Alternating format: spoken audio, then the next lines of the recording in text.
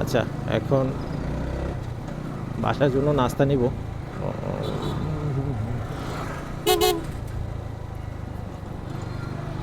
যাক, অনেক মজা করলাম আজকে রাস্তায়।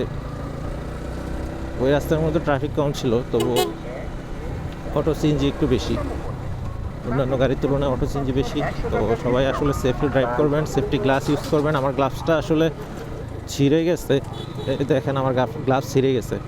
আমি সময় পাই না যে একটা এক জোড়া গ্লাভস কিনবো।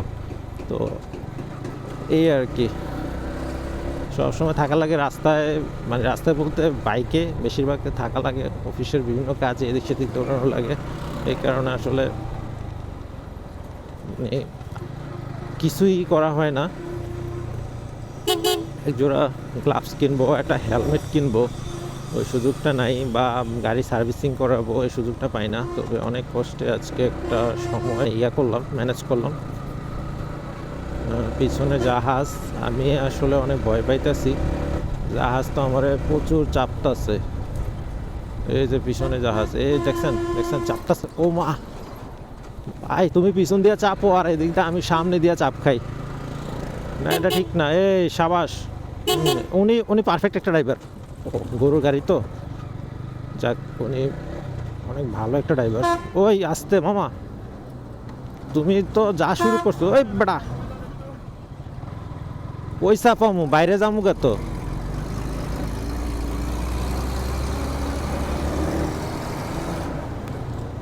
ও মা, চাপায় যাও মামা, চাপায় যাও। ও আসতে, মারিস না, মারি দিব রে।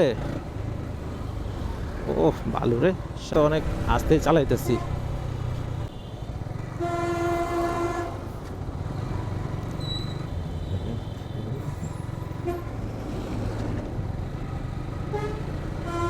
না, এত জোরে যাওয়া যাবে না, আস্তে আস্তে যাই। নাস্তা কিনতে হইব, আগে দেখতে হইব টাকা আসেনি পকেটে, কারণ ক্যাশ টাকা মনে হয় নাই সাথে, জানি না এখন ক্যাশ টাকা না থাকলে কি করা যায়। সাবাস, হেলমেট নাই, সাবাস। এই যে এদিক দিয়ে হেলমেট নাই, ওই দিকটা পুরা নায়ক পাতলা খান। এই তো মামা, কি বড় একটা আরাম ফেবলে ঘুরতে আছে। হ্যাঁ, তুমি হর্ন দিয়ে লাও, তুমি হর্ন দিয়ে সামনে যা আছে উড়ে লাও।